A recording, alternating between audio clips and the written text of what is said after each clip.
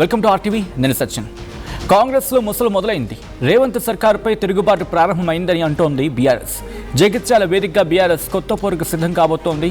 కేసీఆర్ రావాలి, రేవంత్ పోవాలి అనే నినాదంతో భారీ బహిరంగ సభను ఏర్పాటు చేస్తోంది బీఆర్ఎస్.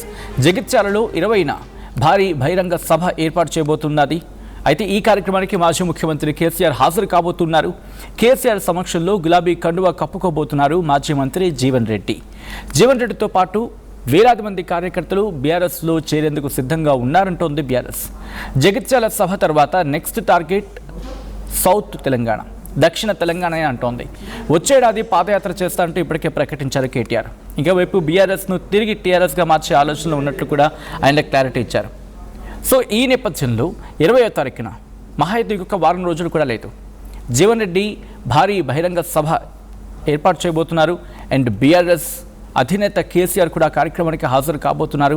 స్వయంగా ఆయనే పార్టీలోకి జీవన్ రెడ్డిని ఆహ్వానించబోతున్నారు. ఆ తర్వాత నుంచి లెక్కలు మారబోతున్నాయి అంటూ కూడా బీఆర్ఎస్ చెప్తూ ఉంది. ఇప్పటికీ రేవంత్ ప్రభుత్వం మీద ప్రజల్లో వ్యతిరేకత ఉంది అనేది బీఆర్ఎస్ వర్షన్. కాబట్టి దీన్ని ఎన్కాష్ చేసుకునే ప్రయత్నం చేయబోతుందా బీఆర్ఎస్ అంటే అవునని సమాధానం వినిపిస్తోంది అక్కడి నుంచి. ఇప్పటికే కాంగ్రెస్ నుంచి కొంతమంది సిద్ధంగా ఉన్నారు పార్టీ మారేందుకు, బీఆర్ఎస్లో చేరేందుకు. దట్టు దక్షిణ తెలంగాణకు సంబంధించి కొంతమంది నేతలు మాతో టచ్లో ఉన్నారు. వాళ్ళ విషయంలో అంటే వాళ్ళ గురించి మాట్లాడుకునే క్రమంలో వాళ్ళలో అసంతృప్తి గుర్తించి ముఖ్యమంత్రి పీసీసీ వాళ్ళతో మాట్లాడే ప్రచారం చేస్తున్నారు. ఇన్ఫ్యాక్ట్ వాళ్ళతో మాట్లాడే ప్రయత్నం చేస్తున్నారు, వారిని బుజ్జగించే ప్రయత్నాలు చేస్తున్నారంటూ బీఆర్ఎస్ ఇక్కడ చెబుతున్నమాట. ఈ నేపథ్యంలో 20వ తారీఖు తర్వాత ఇటు బీఆర్ఎస్ గేర్ మార్చబోతోంది. అండ్ జీవన్ రెడ్డి చేరిక తర్వాత మరిన్ని చేరికలు ఉంటాయి. దట్టు దక్షిణ తెలంగాణ ఫోకస్గా ఉంది అంటూ కూడా మాట్లాడుకుంటున్న క్రమం. ఈ నేపథ్యంలో బీఆర్ఎస్ వ్యూహం ఏంటి, దీని గురించి డిస్కషన్ చాలా జోరుగా జరుగుతోంది. ఎందుకంటే కేటీఆర్ కొద్ది రోజుల క్రితం మాట్లాడుతూ ఆయన చేసిన స్టేట్మెంట్ గురించి, ఇన్ఫ్యాక్ట్ ఆయన చిచ్చాట భాగంగా మాట్లాడుకొచ్చిన అంశాన్ని ఇక్కడ ప్రస్తావిస్తున్న పరిస్థితి ఉంది. వచ్చే ఏడాది పాదయాత్ర చేస్తా అంటున్నారు కేటీఆర్. ఆ తర్వాత బీఆర్ఎస్ను తిరిగి టీఆర్ఎస్గా మారే అవకాశం ఉంది, ఆ ఆలోచనలో ఉన్నారు అంటూ కూడా బీఆర్ఎస్ వర్గాలు చాలా జోరుగా విస్తృతంగా చర్చించుకుంటూ ఉన్నాయి.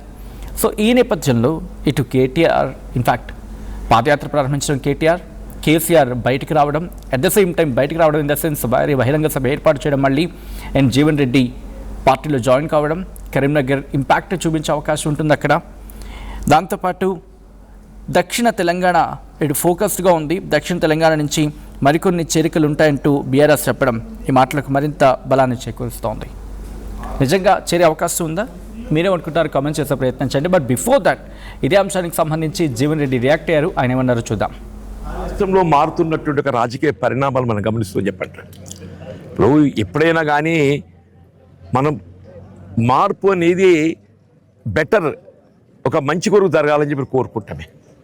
ఇలా 2023 సాధారణ శాసనసభ ఎన్నికల్లో అంతవరకు సుదీర్ఘంగా మరి తెలంగాణ రాష్ట్ర పురోభివృద్ధి కొరకు తెలంగాణ రాష్ట్ర ఉద్యమ నాయకుడైనటువంటి ఒక కేసీఆర్ గారు చేసినట్టుగా కృషి అందరం గమనించి కూడా ఏదైతుందో మరి ఇంకా మెరుగైన పాలన కావాలి అనే ఒక భావనతోని మరి అప్పుడు కాంగ్రెస్ పార్టీకి అవకాశం కల్పించడం జరిగింది. వారు ఆనాడు ఏదైతుందో రైతాంగాన్ని కేవలం మద్దతు ధర కల్పనే కాదు, మద్దతు ధర కల్పనతో పాటుగా పెట్టుబడికి తోడ్పడాలనే ఒక భావనతోని దేశంలో ఎక్కడ లేని విధంగా ఏదైతుందో రైతు బంధు కార్యక్రమాన్ని ప్రవేశపెడితే ఇలా రైతు బంధు, రైతు భరోసా అనే ఒక నెపంతో ఏ విధంగా నీరుగార్చబడుతుంది, మధ్యలో 2 పంటలు ఏదైతుందో మరి అది అమలు చేయబడలేకపోవటం. ఇప్పుడు కూడా ఈ రబ్బీకి సంబంధించిన ఖరీఫ్ వస్తుంది, మళ్ళీ కొత్త ఖరీఫ్ వస్తుంది, ఇంతవరకు ఏదైతే రబ్బీకి సంబంధించినటువంటి ఒక రైతు భరోసా కల్పించబడలేకపోవడం చెప్పంటున్నా. ఇలా రైతాంగాన్ని ఈ దేశానికి పట్టాడు అన్నం పెట్టేవాడు రైతు అని చెప్పంటారు. అటువంటి రైతు పురోభివృద్ధి ప్రధానంగా ఎంచుకుని ఏదైతుందో దేశంలో ఎక్కడ లేని విధంగా రైతు బీమా కార్యక్రమం అమలు చేసిండ్రు. ఆడబిడ్డలకు ఏదైతుందో మరి తోడ్పడే విధంగా కళ్యాణ లక్ష్మి కార్యక్రమాన్ని అమలు చేసిండ్రు. ఇలా పురిటి నొప్పులతో బాధపడేటువంటి ఒక తల్లికి ఏదైతుందో కేసీఆర్ కిట్ అందింపజేసిండ్రు. ఆ కార్యక్రమాలన్నీ కూడా వాళ్ళు నీరు గార్చబడుతుందని చెప్పంటున్నా. ఈ 2 సంవత్సరాల కాలంలోనే కాంగ్రెస్ పార్టీ తిరోగమన చర్యగా మరి రాష్ట్రాన్ని వెనక్కి నెట్టడంతో మరి నాలాంటి వాడు ఏదైతుందో దశాబ్ద తరబడి కాంగ్రెస్ పార్టీతో పనిచేసి కూడా భవిష్యత్తు కాంగ్రెస్ పార్టీలో అంధకారం కనబడుతుందని చెప్పంటున్నా.